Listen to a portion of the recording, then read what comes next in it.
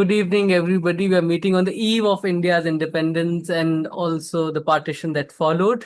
And today we are hosting probably our first guest lecture for the Modern India section of Beyond the Myth workshop, which we have been doing for the last 2 months almost. And this is the second last week of the workshop. And today I thought nobody is better than the guest today because my interest in history was always there, a little bit here and there. But my interest in modern India started because of today's guest, whom I met accidentally in my college when I was going from canteen to class and I saw Professor Mridula Mukherjee walking down the stairs. And that's where I met her for the first time in 2018 when I was in my first year. And I immediately remembered the book that she co-authored with Professor Bipin Chandra, India's Struggle for Independence. And since then, I have been taking guidance and I've been, boring both Professor Aditya Mukherjee and Mridula Mukherjee to death with my interactions. So they have been the guide, the mentors to me. So thank you so much, Professor Mukherjee, for accepting this invitation. She doesn't need an introduction. You all have seen her on YouTube in lectures in Delhi. She is the epitome of the public academic. People who say that academics or historians are not accessible. She is one of those who actually is there, and she's carrying on the legacy that I think people like Bipin Chandra and Romila started when they started giving these public lectures and making their work accessible. She and even Professor Aditya Mukherjee are the one who is carrying this legacy. You must have seen her recent interview with Kunal Kamra on his YouTube channel, and the Oxford Union speech that she delivered a few years ago on partition, and so many other lectures and books that she has written on colonial agriculture and on the peasant movement. So, thank you so much, ma'am, for doing this today. She's going to talk about contending interpretations of Indian nationalism, something that is very essential today because we are seeing a wave of the other side of nationalism, not the Gandhian nationalism, which we all grew up in and my grandfather grew up in, but the other kind of nationalism, which I don't think is a nationalism. People say that it's a religious nationalism, but I don't think any religion would stand for this kind of jingoism that we are witnessing today. So this discussion becomes even more important and contemporary. So over to you, Professor Mukherjee. I'll see you after this lecture for a longish conversation with our participants. As long as I don't fall asleep, we can keep talking. And the others don't fall asleep, even more important. Yes, so let's see how long I can keep you awake. We used to always have a joke that those people whose classes were after lunch had the toughest time because their job was really to keep the students awake. So morning everybody's bright and willing and good. This thing afternoon you go have your lunch and nice Indian lunch, sluggish. After that you want to really take a snooze, and here you are listening to long lectures. So anyway, uh, good evening to all of you.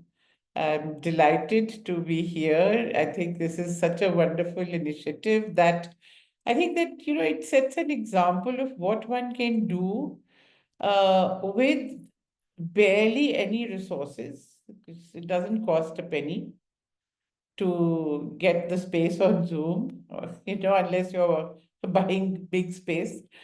And it basically means a lot of commitment and effort, which Ishan has been showing. And he's built such a wonderful platform and collected other committed people on the way to work with him.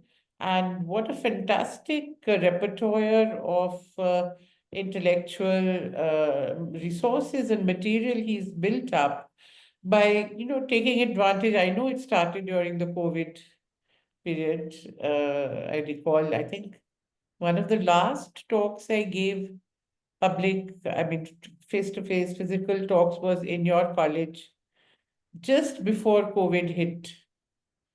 There was a seminar over there, and I had come there, and but you took advantage of the COVID situation to actually explore alternatives and then started this online lectures, and of course now it's grown into a multifaceted platform as of and you have from an undergraduate student now accomplished postgraduate, not student. You've finished your post graduation and emerged as a film scholar and all kinds of very interesting things.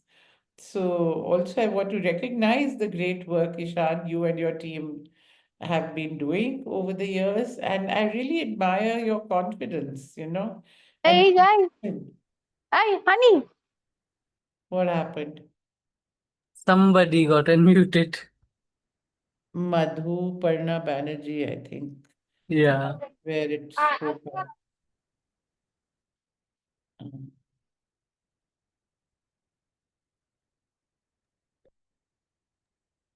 Okay. Well, let's hope. So, without further ado, let me get into the subject. Uh, uh, there are various ways in which one can discuss this theme. It's a very big theme. I mean, I often take a few months to discuss this subject in my course.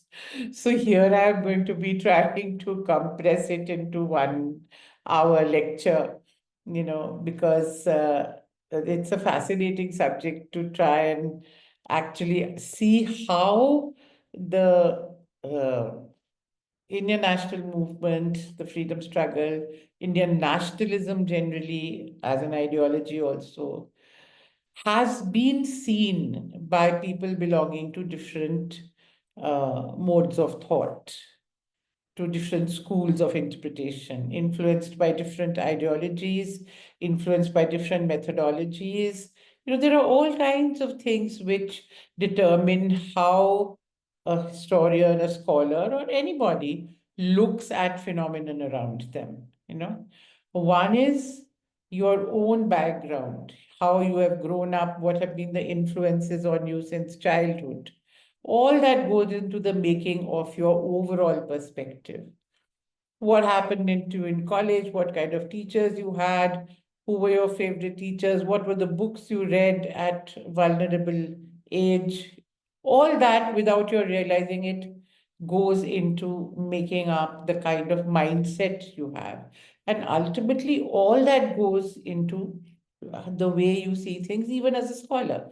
You do not separate the person and the scholar. You don't say, I'm no longer Mridula Mukherjee when I'm studying this. You can't. You are what you are. So very often our prejudices, our strengths, our uh, weaknesses, whatever you want to go to, all go into the making of our perspectives. But at a more formal level, at a more overt level, there are two different kinds of strands that one can see. One is, within broadly in society and within academia, outside, in your public life, there are different ideological streams which you are exposed to.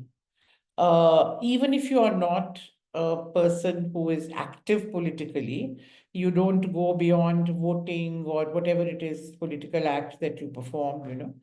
Even then, the political ideologies that are around you influence you. So all that is very important. Then there is also methodology, or you can say at the level of concepts, there are certain trends, there are certain ways of looking at things which is not ideological but more methodological. You know, for example,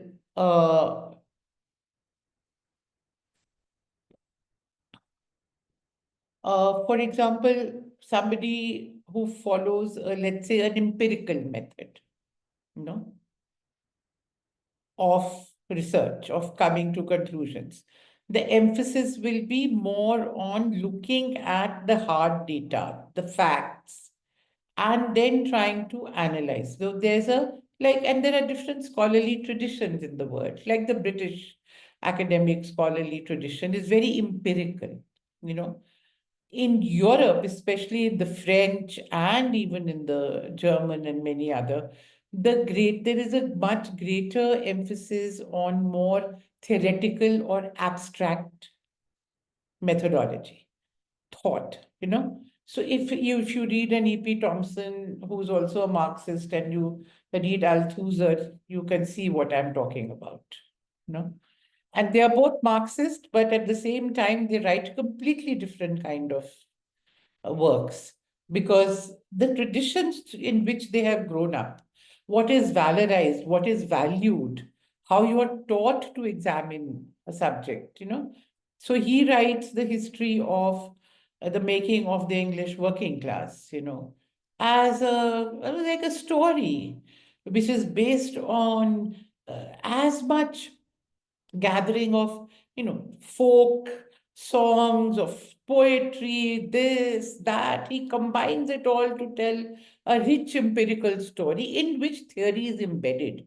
It's not lack of theory, generalizations there all, but the method is different.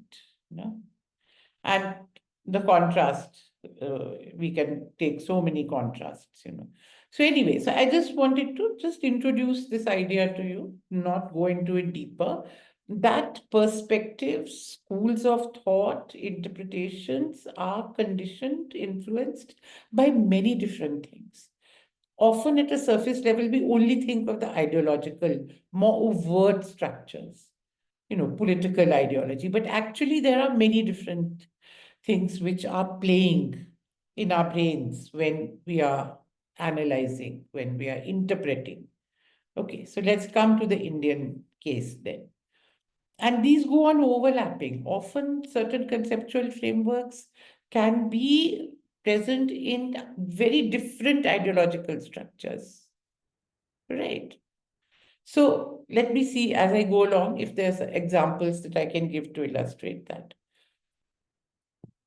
Now, I have to begin with in a way, with the history of the Indian freedom struggle or the Indian national movement, because one of the very interesting things about the interpretations or historiography of Indian nationalism is that it's the actors, you know, the protagonists of that movement were also its first historians.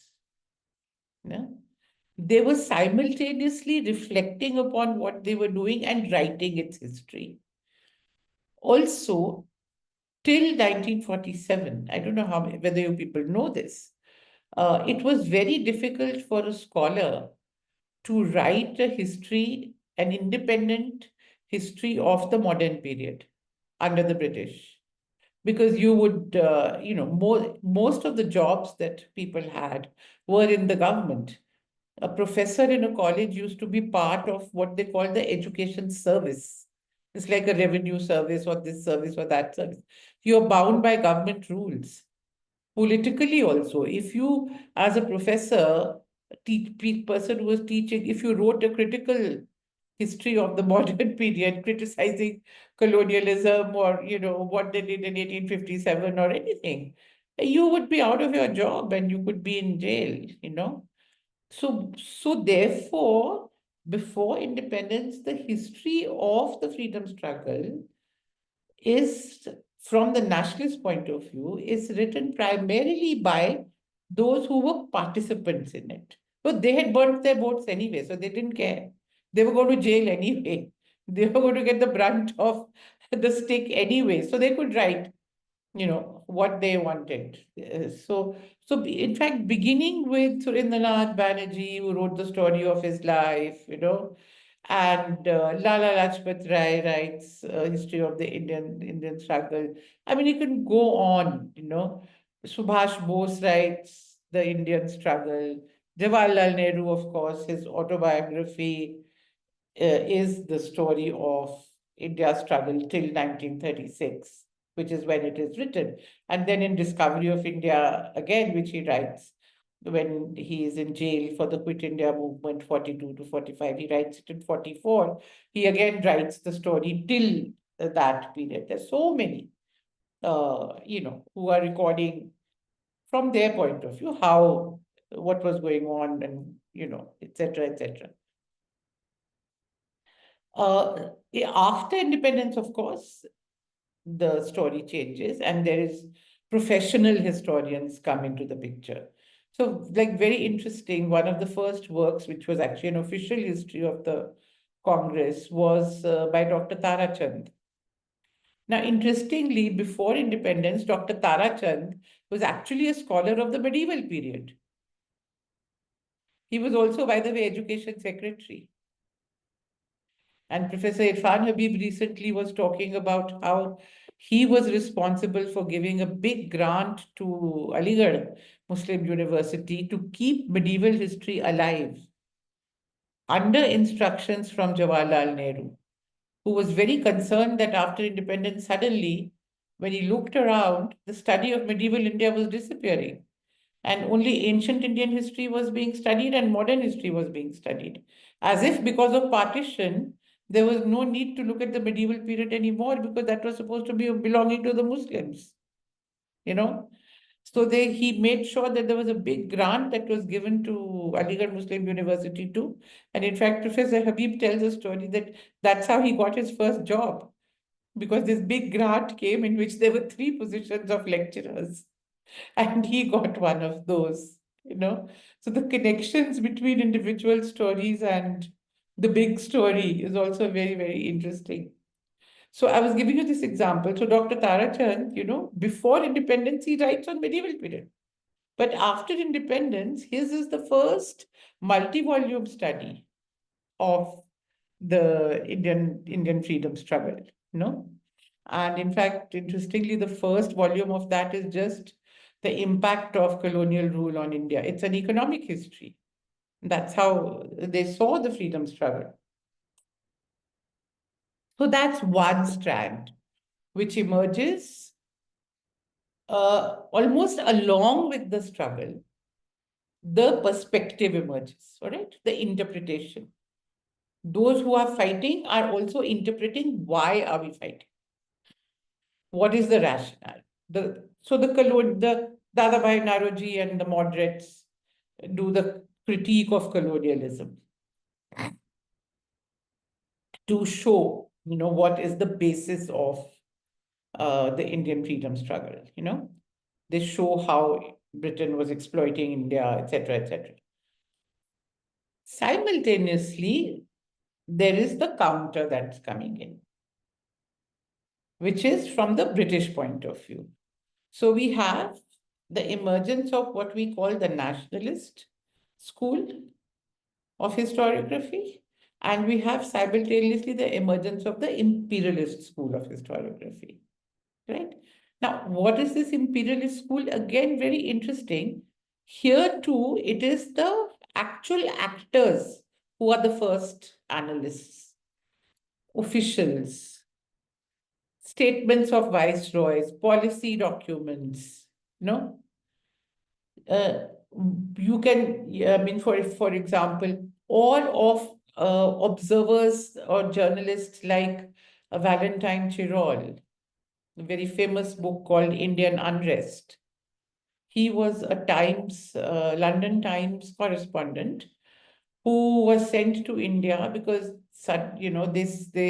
when these revolutionary activities started, the individual violent activities started. So they began to get very worried in Britain, what is happening. So he was sent as a correspondent to India to go and study this was during the just Swadeshi movement and the aftermath of the Swadeshi movement. So he came to India and he traveled all over and he sent these dispatches to be published in the London Times, which used to be the main newspaper, especially of the establishment. These were then put together in this book called Indian Unrest. And he's the father of the theory which said Tilak is the father of Indian unrest. And he also put forward the theory that this he collapsed the so-called extremists with the revolutionaries. He couldn't understand the distinction between the two. No. And he put forward this understanding that actually what these people wanted, and that this was dominated, it was a Maratha Brahmin movement. And what they really wanted was a restoration of the, the Maratha rule. The theory again was that the Marathas were the most powerful power in India when the British came. Right. Mughals had really lost their power. Even at the Mughal court, it was the Marathas who dominated Madhaji, Sindhya, etc. And so actually, at least that's what they thought, that India was won from the Marathas. So the Peshwas and at that time it was the Maratha power meant Peshwas. Peshwas were Brahmins. So the Marathan Brahmins were seen as not having reconciled to this loss of power. So the Indian national movement was a grand conspiracy by Maharashtrian Brahmins to regain Brahminical power. So that was how the whole thing was projected. Caste was brought in, all the tropes that you're familiar with in imperialist historiography, how Indian society was seen. Primordial identities, religion, caste. These are what is important when you have to analyze India. All these were brought in by Valentine Girol in this.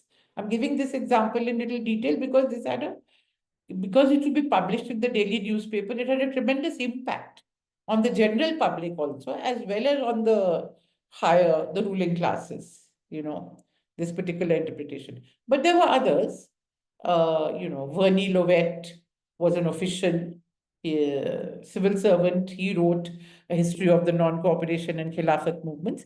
And then there are very important reports and policy documents of the British, which are really like proper analytical works. Like if you read the Montfort report, on the basis of which then the 1919 reforms were put in place. It does a whole analysis it has a perspective of what is the Indian national movement. And on that basis, it comes to a certain conclusion about what they are willing to give, what they are not willing to give, in the reforms. So there is a certain interpretation of what's going on. It is not just knee-jerk reactions. So what is very interesting is, so I'll draw the connections. So over time, I will tell you the later, the scholarly interpretations in that school that come later. Anil Seal, Broomfield, Chris Bailey, all these people come after independence. But the origins of this understanding, what we call the imperialist school, later in popular terms, we call it the Cambridge School. The origins are in British official reports and files. It's like Dufferin's statement. All of you must have heard it. The Congress represents a microscopic minority. The Congress represents nobody but itself. When the Congress was founded, this is how the then Viceroy Lord Dufferin characterized it. To dismiss it, to say, why should we take you seriously? You represent a microscopic minority. Congress was claiming to speak in the name of the Indian people. And the government is from the very beginning saying, you are just an elite. So with that, therefore, what we also call, one of the ways in which we analyze the imperialist historiography is to call it the elite theory. Because their understanding is, and this is where the link with conceptual frameworks comes. There was in sociology a certain theory which was developed to understand modern politics, which was, and there were various interpretations or various ways in which elite theory was applied by different scholars. Okay. No, so we don't need to go into that. Broadly speaking, that theory saw change in society as being actuated by the functioning, the thinking, the actions of elites. The rest of society was only followers. All right. The difference between this theory and, let's say, Marxist theory is that if you go to Marxism, then the basic digits are those of class. You see society as being divided into classes, and you see class struggle as the primary motor of change. Here, you see the actions of the elite as the primary and almost sole motors of change. The rest doesn't matter. Peasant revolts don't matter, working class struggles don't matter, even middle class ideas don't matter. It's all about, and the other thing about this elite theory is that it essentially bases itself on the notion of power. Okay, so what actuates elites? Not ideology. So ideology becomes irrelevant in this framework. Ideology is only a ruse, a cover, a veneer, an instrument to achieve power. Elites, by their very nature, are either fighting, functioning to preserve the power they have, to get back power they may have lost, like the Maratha Brahmins, Tilak, okay, and the extremists, or they are fighting to get power which somebody else has and they want. So you either want to retain what you have, or you want to get back what you have lost, or you want something which somebody else has, but you think you are the legitimate heir to that. But it's always about power, right? And the self-interest. So it becomes all in to understand it all in the terms of the self-interests of elite groups. Now, if I take you to Anil Seal, I'm assuming there is some familiarity with some of these books, or Ishan and all, you can pick up on these later. Anil Seal was the founder of the Cambridge School of History. So this is in the 1960s at Cambridge. But the continuity between that thinking, which I just told you about, which started in the late 19th century as the Indian freedom struggle grew strong, that way of thinking was continued after independence by especially British scholars, and it also influenced scholars in other parts of the world. It also influenced some people in India, you know. But the basic thing in Anil Seal's writing, the basic theory is that the Indian freedom struggle or the Indian national movement is a struggle for power between Indian elites. Mind you, what am I emphasizing? It's not even a struggle for power between Indian elites and the British elite. All right? That's not what's happening. Because if then at least there would be some nationalist project to it, even if at an elite level. Indian elites are coming together to fight the British elite. No. Anil Seal says that is the cover. That is the ostensible story that they want you to believe. But it's really about competition among themselves. The advanced elites in colonial India, those from those provinces, from those areas where British rule came first, modern education came first, these new elites emerged. So essentially Maharashtra, Bengal, etc. They first got politicized because how are you getting politicized? Through English education. So through English education, you are getting politicized. You learn new things like nationalism, and all that. And you start using, these elites begin to use that ideology to cloak their real interests, which are essentially their interests as social elites in a colonial society. What they want is to continue their dominance over Indian society, or they want to regain their lost dominance, no? Or they want to become dominant vis-a-vis others. So Anil Seal comes up with this theory, and Judith Brown then takes it forward into the Gandhian period. And she then builds up this whole elaborate framework. If you've read her Gandhi's Rise to Power, where she says, now how do you explain the rise of Gandhi? Why is it new leader, mass politics? What's all this going on? If it's all about elite politics, where is the need for masses? Where is the need for all this?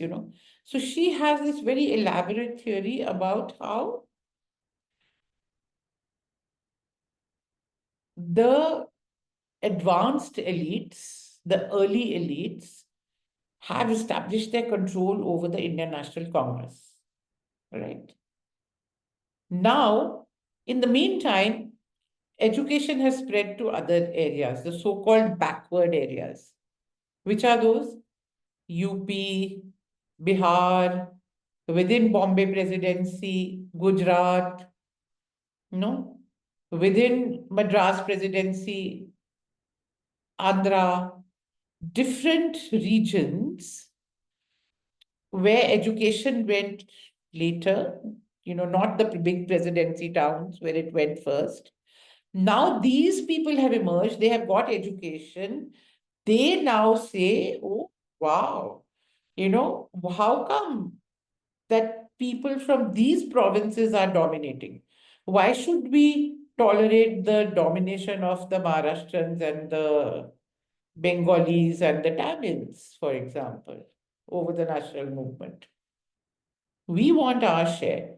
So, in her interpretation, Jawaharlal Nehru is a leader of a backward province, that's UP. Sardar Patel is from a backward area called Gujarat, and so on and so forth. So, according to her, these elites of these newly developed, backward, now newly developed areas, they use Gandhi and he uses them in order to dislodge the established leadership of the Indian National Congress. Right? Established leadership is Tilak, Gokhale, the Bombay, the in Bengal, so many of them and all that. So now this is fascinating. So where do the people come into all this? Why do you need people? Why do you need mass movements then? According to this theory, in order to buttress their strength, in order to show that they have more power, these groups then mobilize the masses behind them. Not because they are interested in advancing the interests of the masses or in politicizing the masses, but because they need to have greater clout to show that we have more support. Therefore, you mobilize the masses. So it's a very interesting model where nothing is genuine in the Indian freedom struggle, you see. It's all, Anil Seal even uses words like tamasha. No, he uses words like he says these are all, it's like a Dasera duel, hollow men fighting each other. There's nothing, no substance to it. It's paper. These are made of paper, you see, which will blow up. Hollow men. And why does he say this? Because he says it very clearly. He says there is no way that a country as disparate, as diverse as India can be a nation. So you go back to the colonial notion. What was it that we were told in the middle of the 19th century? India is a geographical expression. In India, there are, warring qawms. Hindus and Muslims are at each other's throat.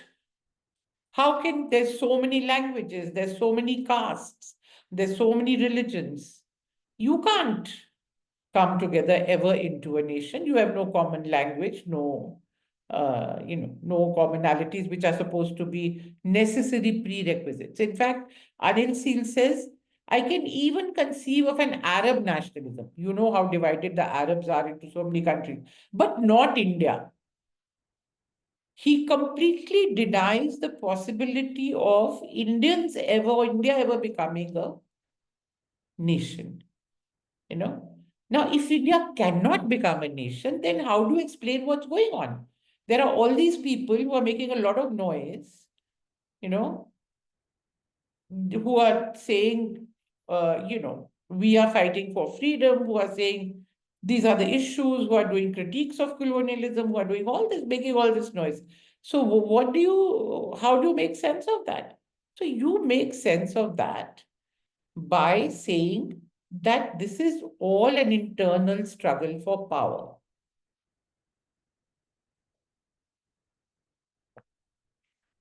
There are later variations of this.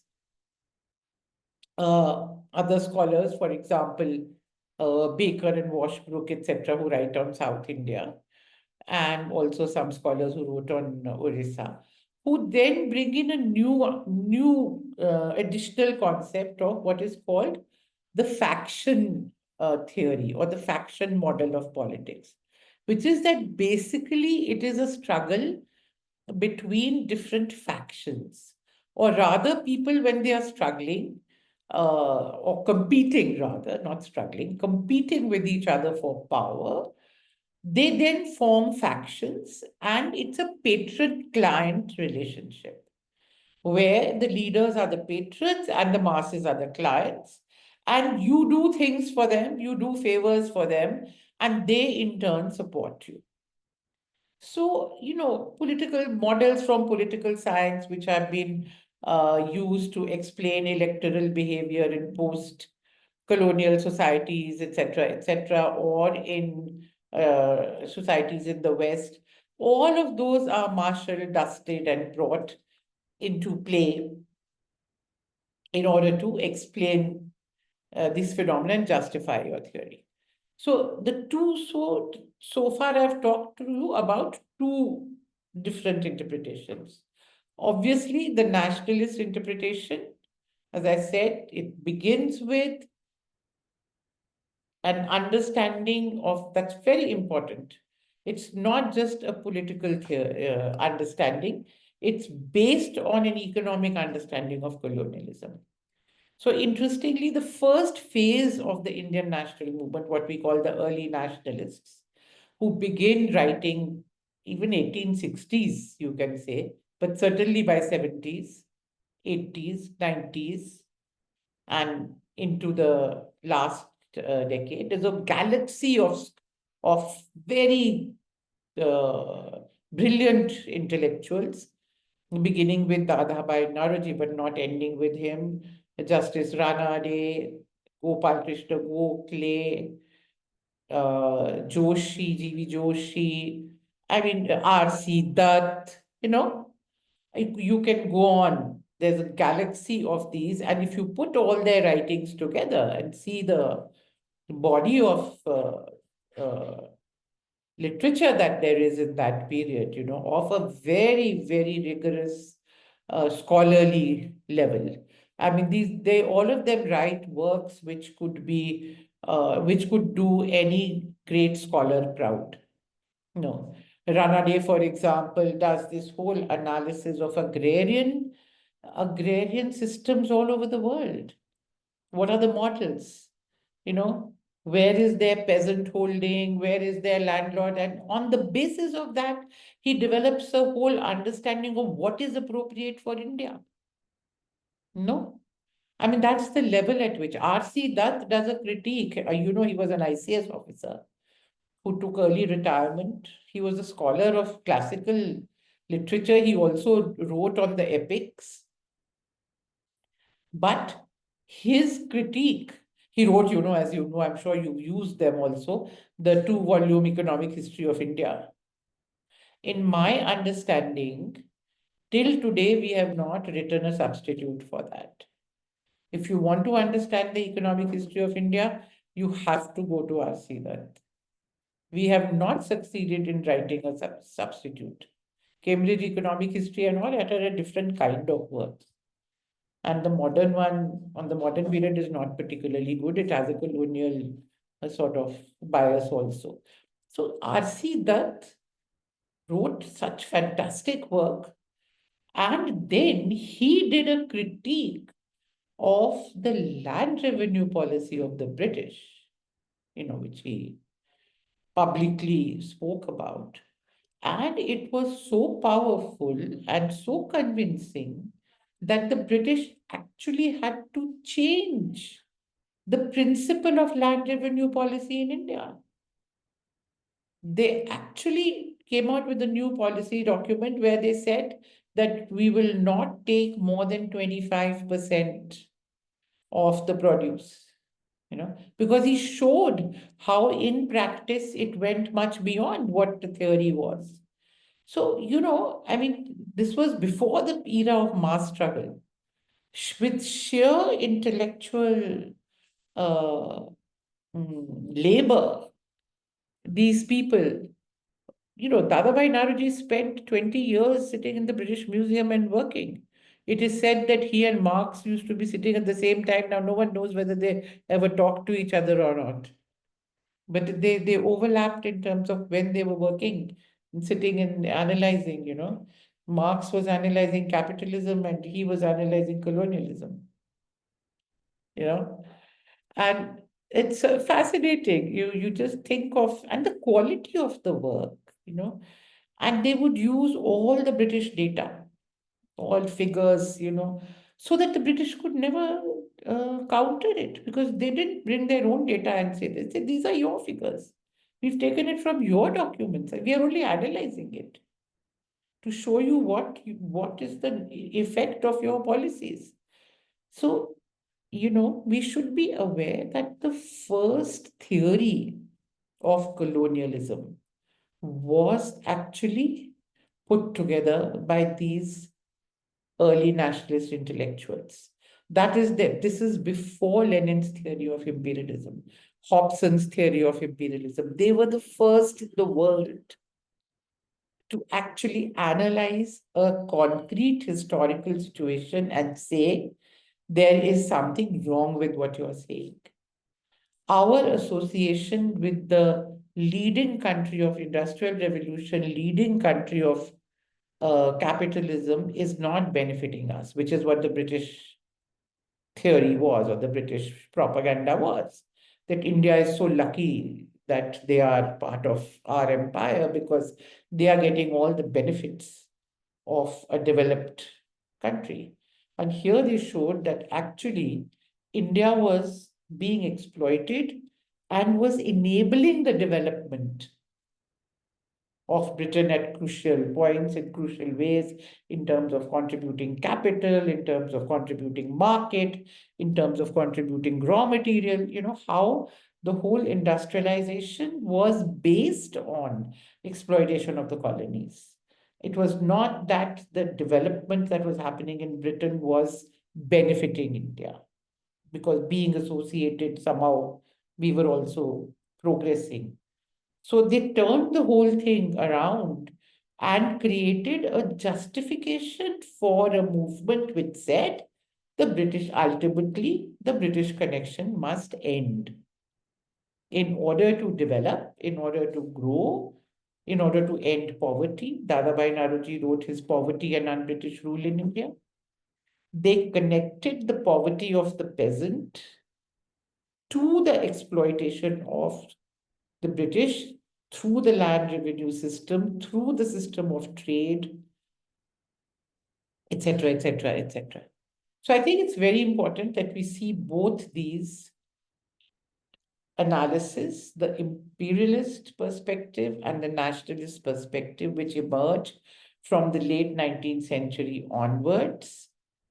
This is what is in many fundamental ways taken on after independence also by scholars who, including, I mean, if I'm talking of the nationalist perspective, the anti-colonial perspective, see, all scholars who come afterwards, whether they are belonging to the centrist or whether they are belonging to the left wing or whether they are communist or socialist, and by scholars, I mean lead activist scholars also. I mean people who are actually leading the movements also. They all base themselves on the work of the early nationalists. That is their starting point. No Marxist of the 30s or 40s or 50s or 70s rejects that foundational work. Whether it is Gandhi or whether it's P.C. Joshi or whether it is Dange, I'd be that, that is a starting point. Yes, there was this exploitation.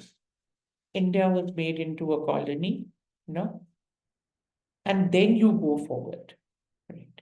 So let's now then come into the 30s, late 20s, 30s. And here now we find a third school or a third way of interpreting the Indian national movement that comes into being. Here again, that's what's so important and interesting. It is one new set of actors who come into the picture, who are participating in the freedom struggle, who bring a new analysis to it. And these are the left wing. So, what we often call a Marxist interpretation or a left nationalist interpretation, if you like, different scholars call it differently. This emerges once the Marxism begins to have an impact on India, and a group of young people from the early 20s, Dange was one of the first ones. Then there is a group which is who were abroad, who had tried to go to Russia and they get influenced. So by about 25, actually 100 years of the formation of the Communist Party of India is also being celebrated this year, as is the 100 years of the RSS. So from 1925, you can date the formation also of the Communist Party, but the important point is not dates of formation of parties. We are here talking more of perspectives. So, Dange was a very young man. He was in his early 20s, and he had participated in the non-cooperation movement. And then after the non-cooperation movement, he obviously is got influenced by Marxism. He writes a book at that young age called Gandhi versus Lenin. So you can actually date the first interpretation, Marxist interpretation of the Indian national movement to Dange's work. It was written, I think, in 22 or 23, as early as that. Then, of course, as we go along, there's M.N. Roy, there's R.P. Dutt, and there's all the analysis in different ways that is done by people who are working in the field. And of course, then after independence, there's a whole very strong Marxist scholarly school that emerges with D.D. Kosambi being the first and most important one, right in the 50s, who writes his Introduction to Indian History, which clear-cut gives a Marxist perspective, followed by people like R.S. Sharma, who's on the ancient period, followed by people like Irfan Habib for the medieval period, who writes his agrarian system of Mughal India. And if for the modern period, then we come to people like Bipin Chandra, who writes the rise and growth of economic nationalism in India, again in the mid-60s. I think maybe a year or two after Professor Irfan Habib's book that comes out. This is followed by people like Sumit Sarkar, who then writes the Swadeshi movement in the early 70s, the history of the Swadeshi movement in India, and so on. And there are so many others. I'm not going to go into the names. Also,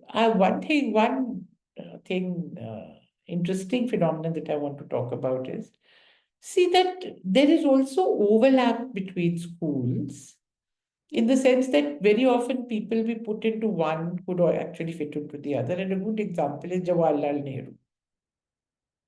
How, if you read his interpretation, it is very clearly heavily influenced by Marxism. And he applies that approach to the study of the Indian freedom struggle. You any careful reading will show that he's not ever a member of a communist party. He was not ever a member of the Congress Socialist Party. So, in terms of organizational affiliation, you will not say that he's a communist or a socialist, right? But it's a question, that's what I want to emphasize. Issue is not which party you are in, you know. Issue is what is the perspective. That's what we are talking about, you know. And I would say that Jawaharlal Nehru's autobiography, in which he analyzes for the first time the whole history of the freedom struggle and where he argues with Gandhi extensively in that book, you know, putting forward his critique of Gandhi from a very, very Marxist perspective, you know, is a very important work for us to understand the intellectual development of the Marxist perspective on Indian history. In fact, Jawaharlal Nehru has been not sufficiently, his contribution to the analysis of Indian history has not been sufficiently acknowledged.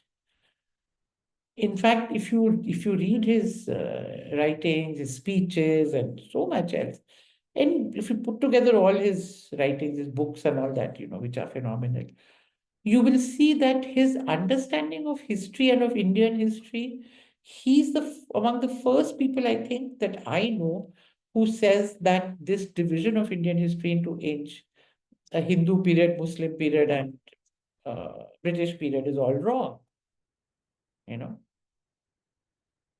it's using religion to characterize a period, how that is so wrong. And he says, and how is it that British period is not called a Christian period, but called a British period, you know? He objects to this.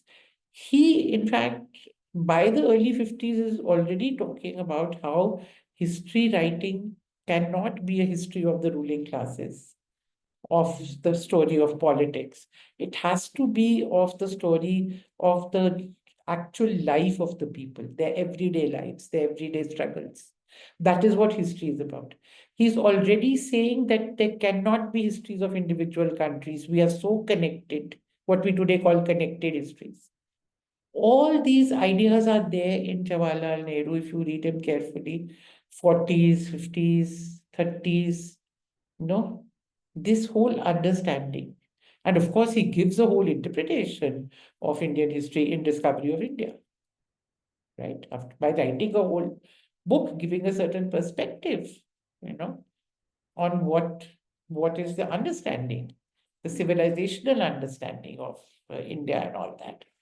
So I'm also therefore saying that we, for any analysis, for any any understanding, classification is necessary.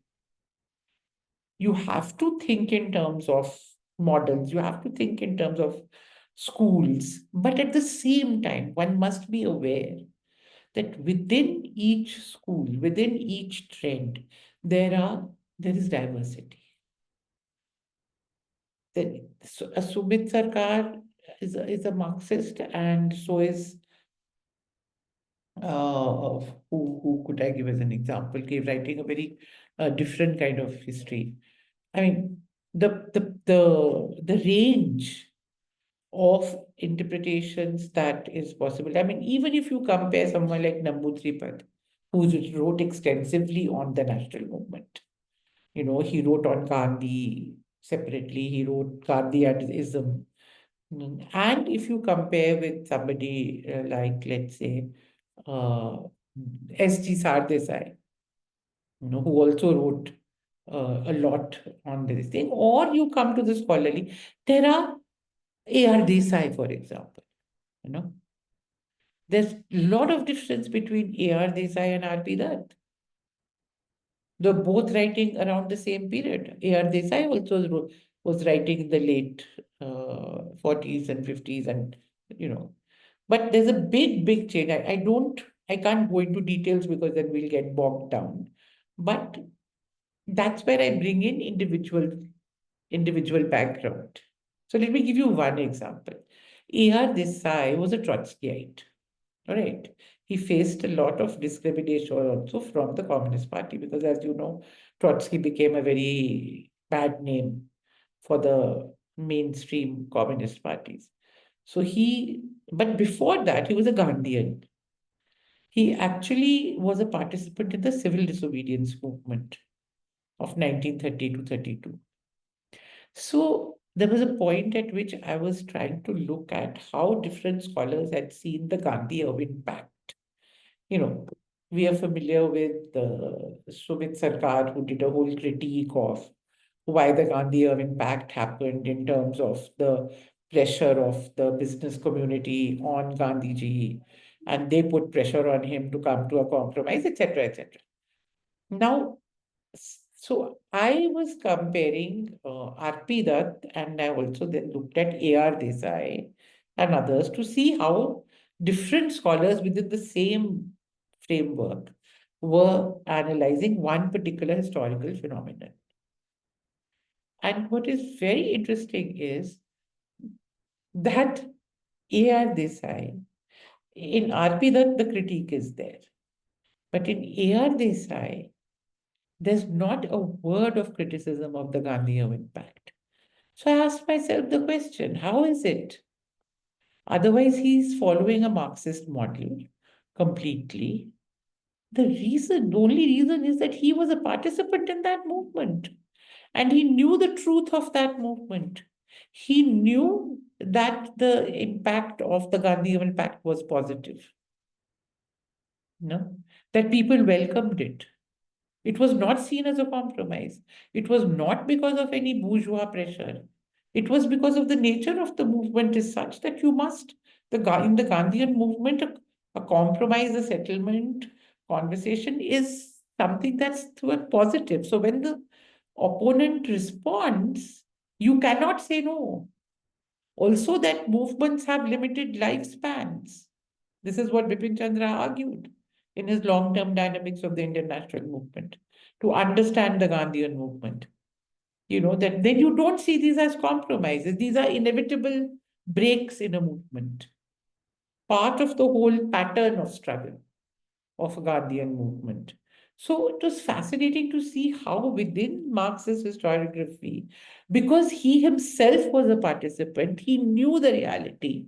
He did not repeat what R.P. Dutt was saying. He kept quiet. He just describes and doesn't analyze, which was fascinating, just goes over it. So, when you are trying to see how people analyze, those individual stories also are important. What has been their own experience, from where did they come into the politics, Like, for example, in Namudripad's case, I don't know if you know this. I mean, he's one of the major, he's not just a leader, he was an ideologue. Historical interpretation he gave of the Indian national movement. See, he came into the movement as a Nehruvian. He first and foremost came from social reform movement. He was a social reformer of the Nambutri community. Then he's influenced by Nehru, then CSP, and then he becomes a communist. So the route through which he comes is very important. In his youth, he was, after all, a Nehruite. So somewhere that understanding, that perspective remains with you, you know. So this is also important, I think, when we are understanding different kinds of trends. And the other thing to remember is that uh, the change which takes place, new sources open up, new arguments come up, at a particular stage, a certain theory or a certain interpretation, it gets countered by other interpretations, and then it responds. So a particular framework, when I say nationalist framework, Marxist framework, imperialist framework, it's not static, right? So we also see it over time evolving, right? At each stage, it is responding to the needs of that time. Naturally, how can we expect that what Dufferin said or what was there in the Montagu Chelmsford report, will be what Anil Seal and Judith Brown and Washbrook and Baker are saying? It cannot be. Or Chris Bailey, who wrote on Allahabad, his first book I'm talking about. So this is very important. All right. Now the last school that oh my God, it's already past 10. I hope everybody is awake. So, anyway, so the last school that I want to, or the school, not so much school as a viewpoint, is of course what we call communal historiography, right? Now, again, as in the case of these three which I have talked to you about, this also emerged during the period of the freedom struggle. And this also emerged from the actors who founded and promoted the communal politics in India. Right? You understand the point I'm trying to make? You see that there are, I mean, like, for example, if I was doing an analysis of French Revolution, right? And we are talking about historiography of French Revolution in the last 100 years. Obviously, this story would not fit. The actors are long dead. No? If I was doing a historiography of, let's say, the emergence of urbanism in the ancient period, so then those perspectives are not developed by the actors, they are developed by scholars, by later analysts. The point I'm making is, in the case of Indian national movement, these perspectives are all developed, they originate in the movement itself, in the politics of that age, and that gives it a certain character. All right. So communal historiography also emerges with the emergence of communal politics. Because behind any politics, there is a system of thought, right? Behind a policy, there is a system of thought. So, and how does it emerge? It emerges, again, very interesting. That's the other link I want to make, as a form of colonial ideology. Communal ideology and communal perspective actually is the main ideological construct through which colonial power, colonial officials sought to fight and counter the Indian freedom struggle.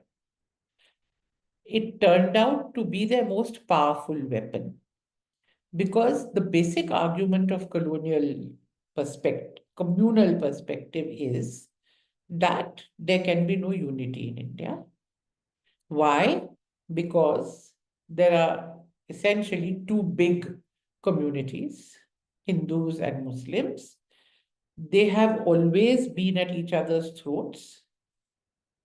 This was established by British historians, James Mill, then Eliot and Dawson, and all, in the mid 19th century. They gave an interpretation of Indian history which showed that how, India was conquered by Islamic rulers, conquerors, how they were exploitative, how they looted India, how there was forcible conversion, and the picture which they present, the word that was used was Muslim tyranny.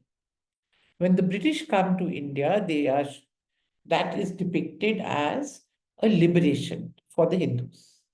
That's how Indian history was presented by the British, because initially they wanted to prevent, development of nationalist feeling. So Hindus were told that you are the beneficiaries, we saved you from Muslim tyranny, right? But then the Great Revolt of 1857 happened. And in that, Hindus and Muslims at all levels of society fought together,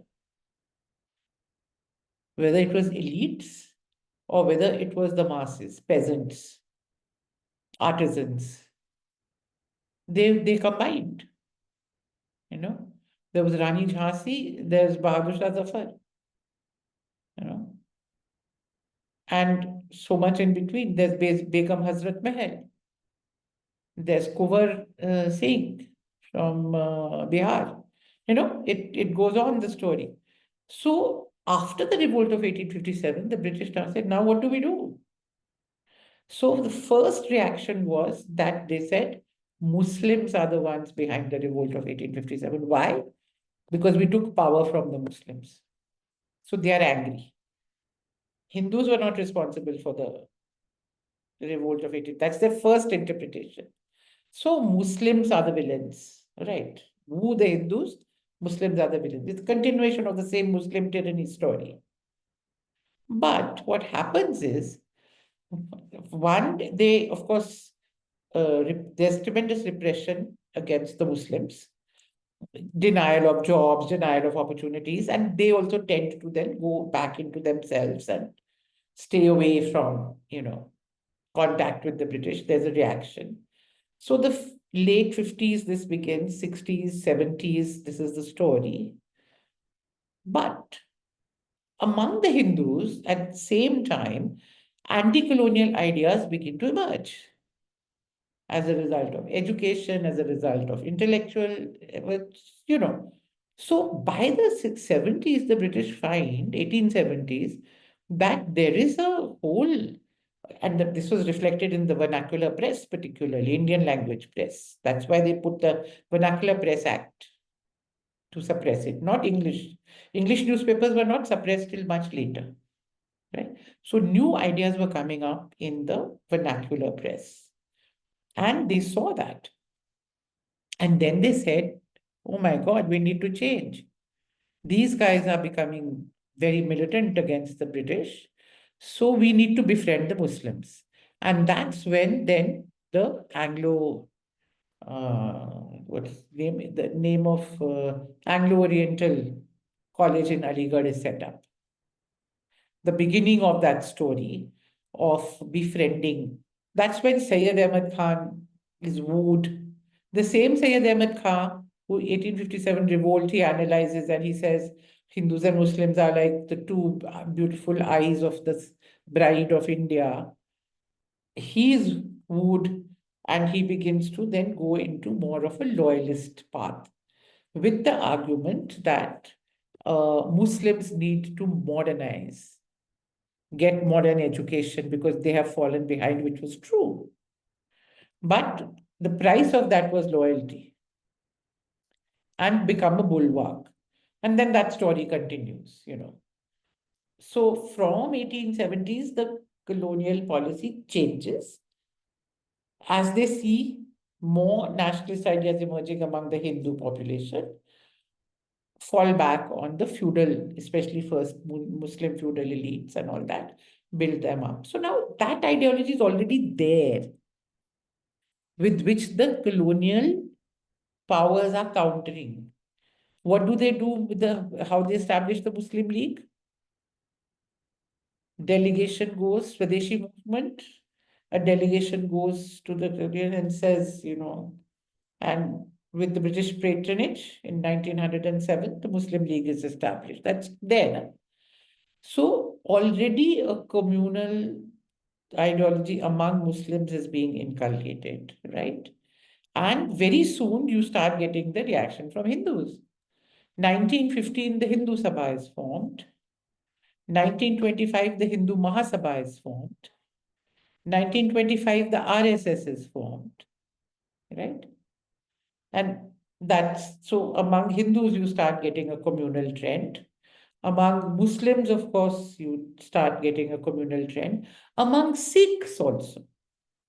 So when I'm talking of communal interpretation, I'm not talking only of Hindus.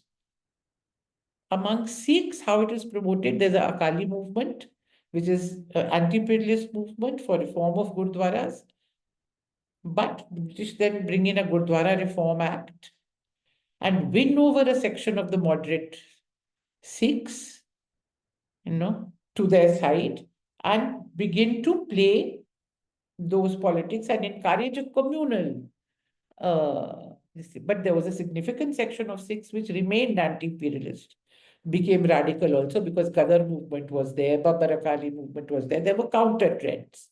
The Swadeshi movement had been there, Pagdi Sambhalo Jatta movement had been there. But what I mean is they were trying on different communities. In South India, they brought in the issue of caste, Brahmins versus non-Brahmins, as a way of dividing because they didn't have sufficient Hindus and Muslims to fight, to pit them against each other.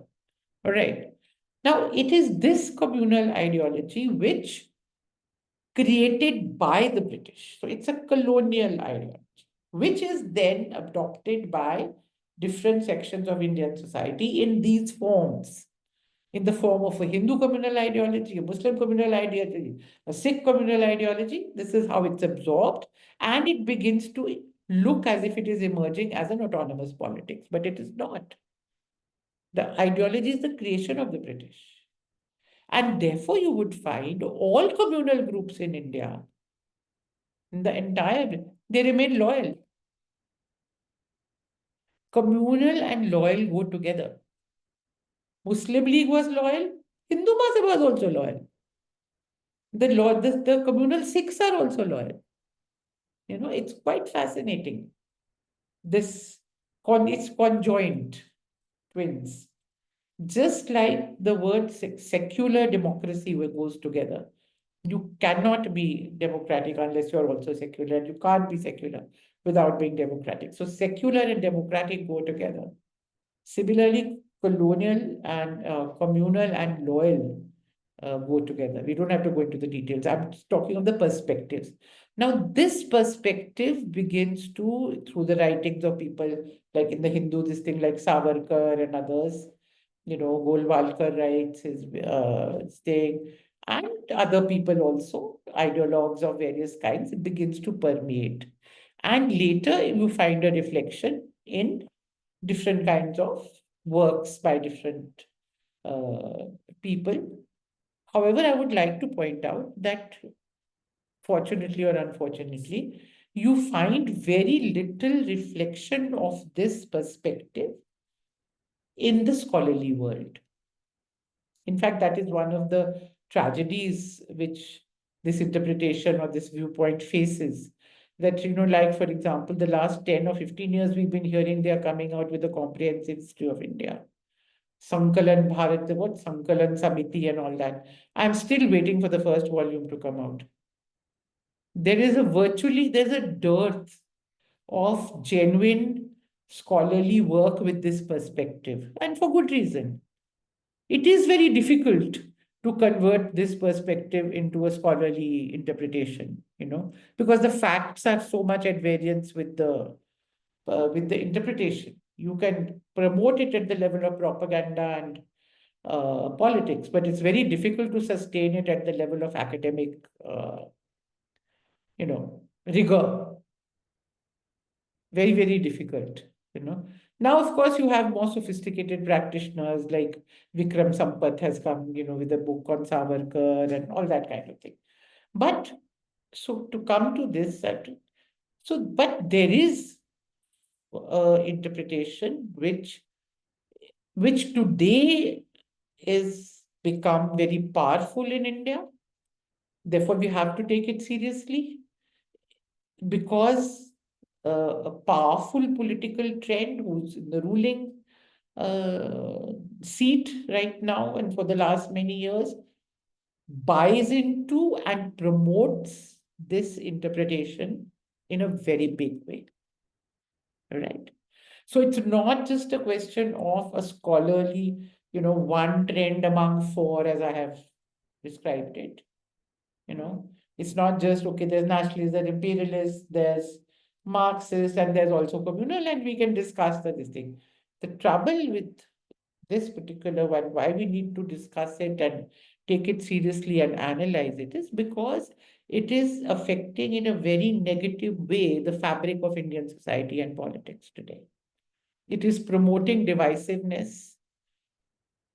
It is uh, it is contributing to actually what I would say an anti-national perspective, because it is basically dividing the Indian nation. And how does it do that? Because it doesn't accept the idea of an Indian nation. I mean, I'll just give you one or two examples. You begin with Savarkar, Golwalkar, the founders of this perspective, who says that India is a land reserved for Hindus. As simple as that.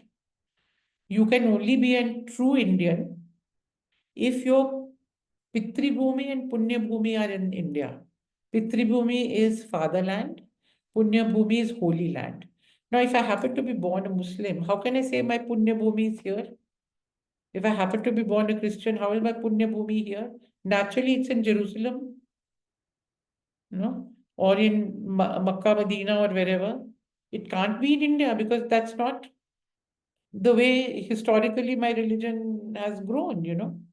So, by the very nature of the fundamental ideology, you are disenfranchising or disowning significant sections of Indian society, and they are not just small minorities. You are today in India, there are 200 plus million plus Muslims. No? Similarly, smaller number, 2%, whatever, Sikhs, Christians, etc., but significant. It's not just that you're talking about a very small group whom you can basically ignore, and nothing will happen to you. It's a very dangerous understanding because you are alienating. You are consciously alienating and denying a equal status.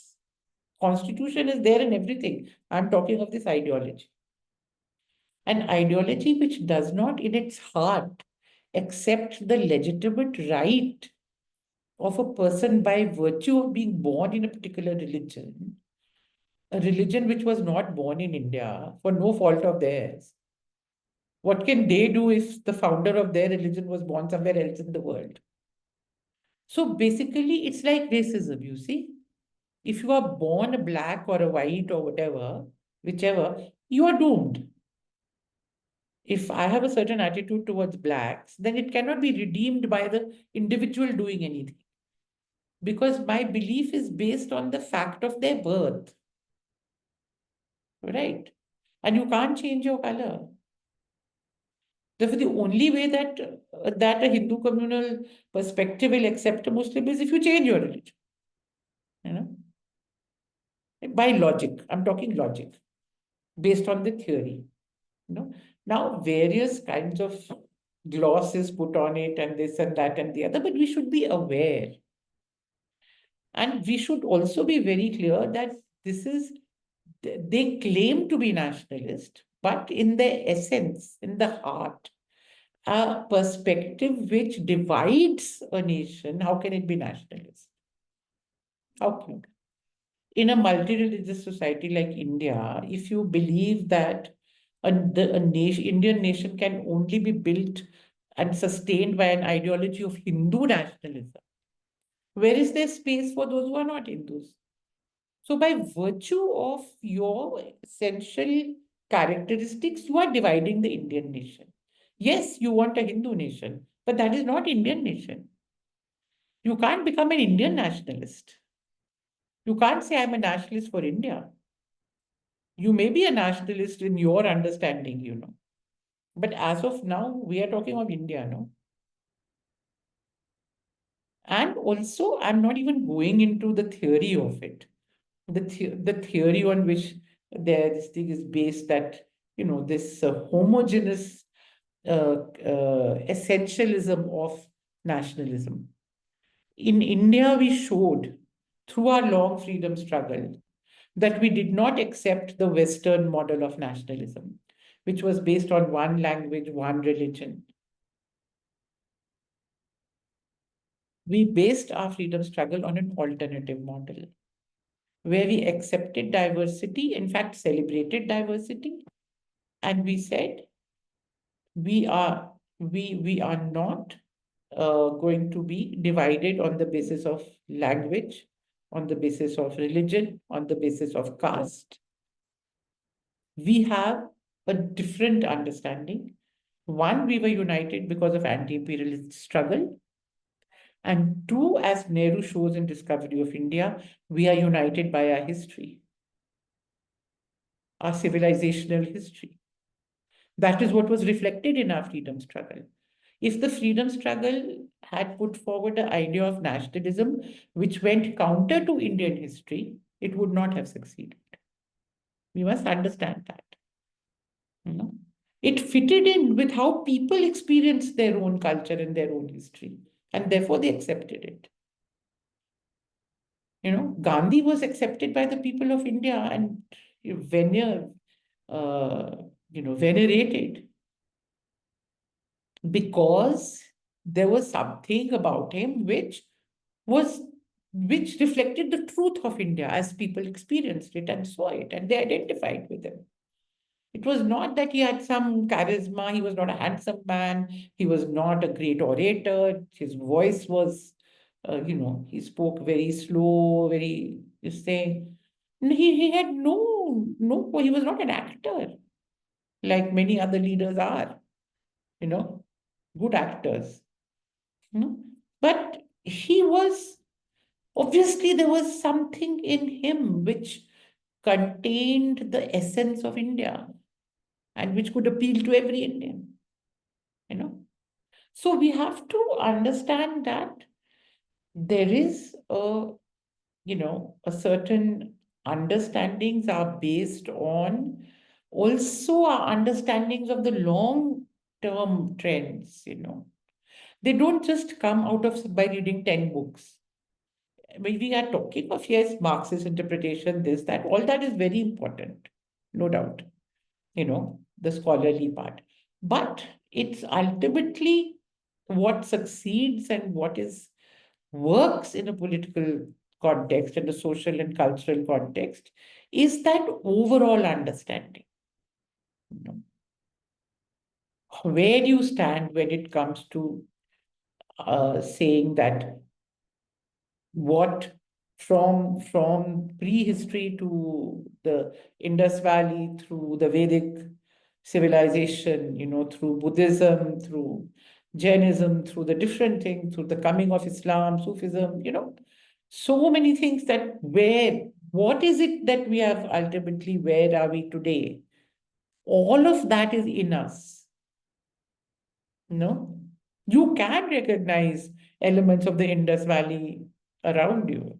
It's not that you can't, So it's not like it's dead, That was something that happened then. No, each phase leads. So I think ultimately how different interpretations, how close they are to the reality and how much, it will depend on how correctly they have matched their understanding with the long-term truths and the long-term trends in that society.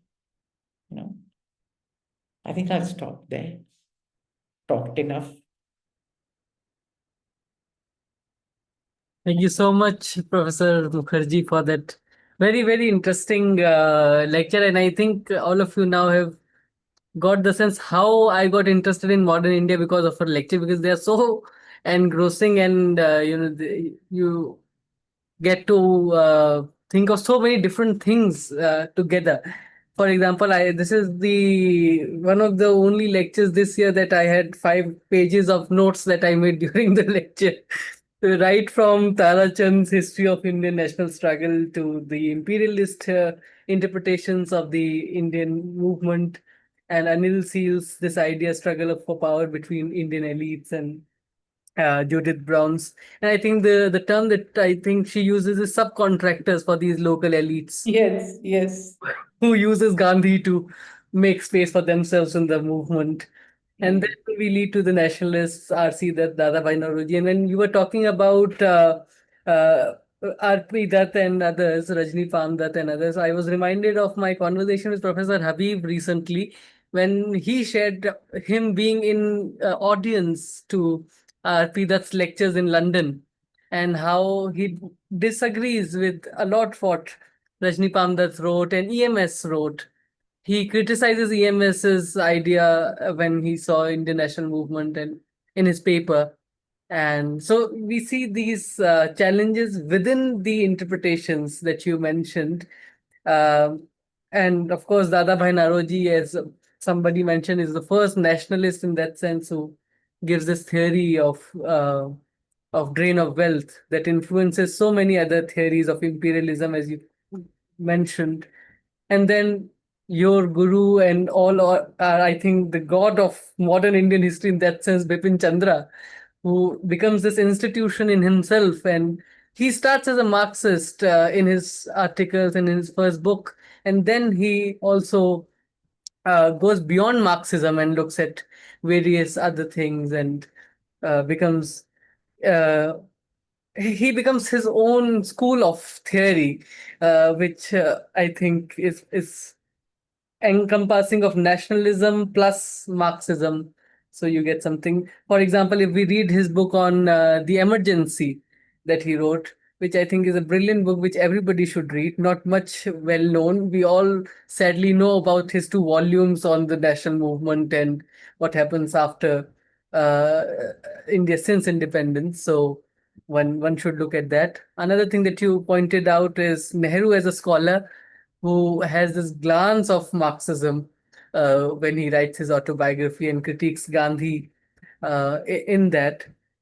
I would actually start off with the questions. If there are questions in the group, please raise your hands. I'll unmute you from this. I disabled the mic because somebody were getting unmuted all the time. I'll allow unmuting now.